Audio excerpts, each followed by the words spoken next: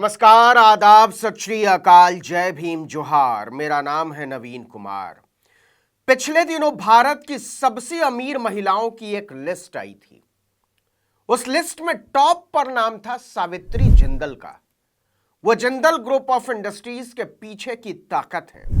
उनकी अनुमानित संपत्ति 17 अरब डॉलर यानी कोई 14,000 करोड़ रुपए से ज्यादा है। इसे सुनकर देश भर की महिलाओं को गर्व हुआ था। यह स्वाभाविक था।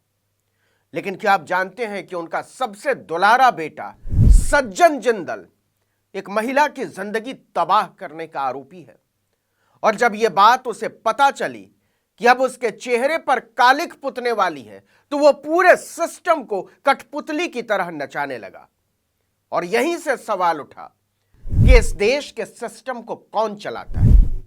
आपका जवाब होगा नेता, कुछ लोग कह सकते हैं अफसर, और कुछ लोग कह सकते हैं न्यायपालिका। जी नहीं, सही जवाब है इनमें से कोई नहीं।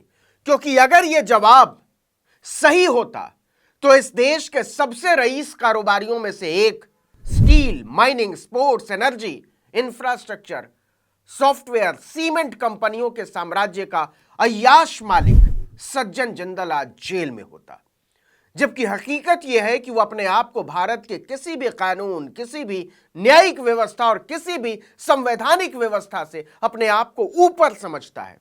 और न केवल समझता है बल्कि उसने ऐसा करके दिखा दिया। आप पूछेंगे ऐसा क्या हुआ है, तो सुनिए। आरोप है कि 64 साल के इस कारोबारी ने 30 साल की एक एक्ट्रेस से पहले दोस्ती की, फिर मीठी मीठी बातों में उसे फंसाया, इसके बाद हर तरह से उसका फायदा उठाया और फिर कचरे की तरह उठाकर फेंक दिया। और जब सज्जन जिंदल की सताई हुई महिला ने पुलिस थानों के चक्कर लगाने शुरू किए, तो किसी पुलिस स्टेशन ने मामला दर्ज ही नहीं किया। 2022 का मामला 2023 तक पहुंच गया और 2023 से होते होते 2024 आने वाला है। एक्ट्रेस पुलिस थाने के चक्कर काट काट कर थक गई। कई बार उसने पुलिस थाने में शिकायतें दी, लेकिन कानून उस अरबपति के सामने आकर बहुत बौना हो गया था शायद। जिंदल स्टील उसी जिंदल समूह का कारखाना है जिसे सज्जन जिंदल चलाता है। फोर्ब्स मैगजीन के मुताबिक जिंदल परिवार की दौलत 23 अरब डॉलर यानी 40,000 करोड़ रुपए से ज्यादा आंकी गई है। तो आप कह सकते हैं कि 40,000 करोड़ के मनचले आशिक मिजाज पर हाथ डालने में कानून के हाथ कांप रहे हैं। पुलिस तो पुलिस, किसी मीडिया घराने ने भी इस खबर पर हाथ नहीं डाला। खासकर टेलीविजन चैनलों ने तो इस तरफ झांका तक नहीं। वजह अब तक आप समझ ही गए होंगे। सज्जन जिंदल को भारतीय उद्योगपतियों के बीच मैन ऑफ स्टील कहा जाता है। उसके पास मुंबई, दिल्ली और लंदन में कई घर हैं, बंगले हैं, और इस दौलत की ताकत के आगे पुलिस भी थर थर कांपती है। आखिरकार उस महिला को कोर्ट की शरण लेनी पड़ी और तब जाकर मुंबई के बांद्रा कुर्ला कॉम्प्लेक्स यानी बीकेसी थाने में सज्जन जिंदल के खिलाफ मामला दर्ज हुआ। अब मामला तो दर्ज हो गया, लेकिन हजारों करोड़ के साम्राज्य के मालिक को पकड़े कौन? भारत के सबसे धनी लोगों में सज्जन जिंदल का नाम आता है, लेकिन आरोप बता रहे हैं कि भारत का सबसे अमीर जिंदल, जिसका नाम इत्तेफाक से सज्जन है, वो आरोपों के मुताबिक गंदे इरादों और ओछी हरकत वाला एक दुर्जन है। कहने को उनके पास Ramaiah institute of technology Bengaluru से मैकेनिकल इंजीनियरिंग की ग्रेजुएट डिग्री भर है, लेकिन आरोप ऐसे हैं कि वो महिला से छेड़खानी, जबरदस्ती और उसके आत्मसम्मान को कुचलने के मामले में पीएचडी है। दरअसल यह मामला बहुत ही ज्यादा संगीन है, जरा ध्यान से सुनिएगा। लेकिन पुलिस, मीडिया और सिस्टम तीनों ने भयानक तरीके से चुप्पी साध रखी है। ऐसे में न्यायपालिका के जरिए लड़ी जा रही यह लड़ाई कितनी दूर तक चल पाएगी और इसका अंजाम क्या होगा, अंदाजा ही लगाया जा सकता है। 30 साल की उस एक्ट्रेस ने जो आरोप लगाए हैं, वो जितने हैरान करने वाले उससे कहीं ज्यादा परेशान करने वाले। दरअसल सत्ता की गोटियों से लूडो खेलने वाले मुंबई के इस बड़े उद्योगपति की मुलाकात 30 बरस की एक महिला एक्टर से आईपीएल मैच के दौरान वीआईपी गैलरी में होती है, दर्शक दीर्घा में। दोनों मैच देखने पहुंचे थे। साल था 2021, महीना अक्टूबर और जगह होती है दुबई। 2021 में स्टेडियम के वीवीआईपी बॉक्स में हुई यह मुलाकात धीरे धीरे जान पहचान में बदलती है और फिर दोनों के बीच मुलाकातों का सिलसिला शुरू होता है। आरोपों के मुताबिक दोनों ने प्रॉपर्टी खरीदने के सिलसिले में नंबर एक्सचेंज किए, एक दूसरे को नंबर दिया अपना।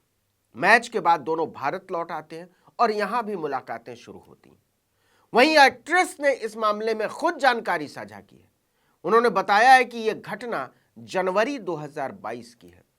जिंदल स्टील के मैनेजिंग डायरेक्टर सज्जन जिंदल से एक मीटिंग के लिए वो कंपनी के मुंबई हेडक्वार्टर पहुंची थी, वही बीकेसी बांद्रा कुर्ला कॉम्प्लेक्स।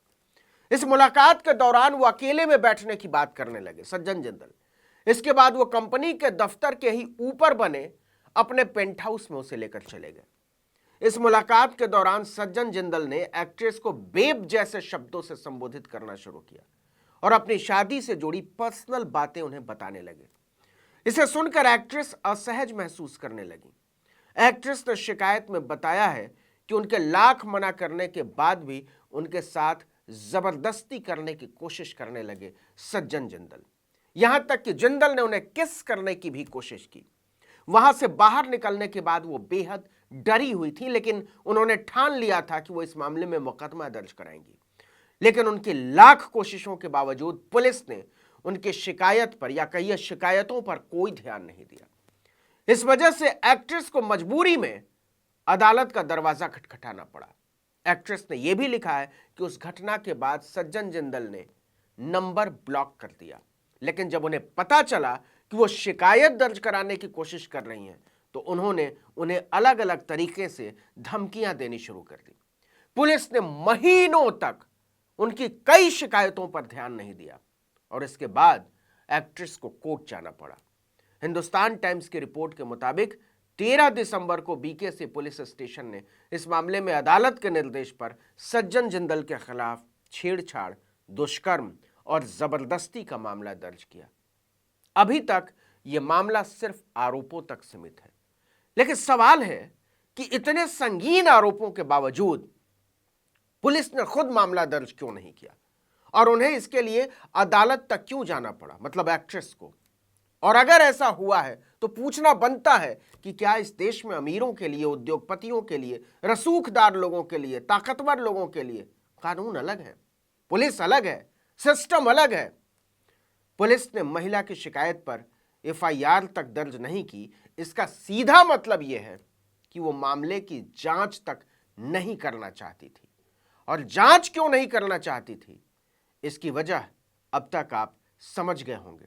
लेकिन सबसे शर्मनाक है टीवी चैनलों की बेशर्म खामोशी, जिसकी बड़ी बड़ी लफ्फाज एंकर इजराइल और पाकिस्तान में महिला शोषण का नाम आते ही जुबान से तेजाब का छिड़काव करने लगती हैं, लेकिन वो इस मामले में कुछ नहीं बोलती, एक ट्वीट तक नहीं करती। आप समझ सकते हैं ताकत और पैसा, उसका रौब कहां तक पहुंच सकता है। इस वीडियो में इतना ही, लेकिन अगर आपने आर्टिकल 19 इंडिया को अब तक सब्सक्राइब नहीं किया तो फौरन कीजिए, बेल आइकॉन दबाइए, घंटी जैसी आकृति लाइक कीजिए और कमेंट करके बताइए हमारा वीडियो आपको कैसा लगा।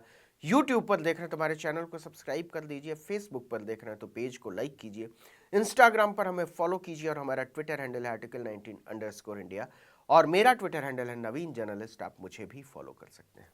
नमस्कार।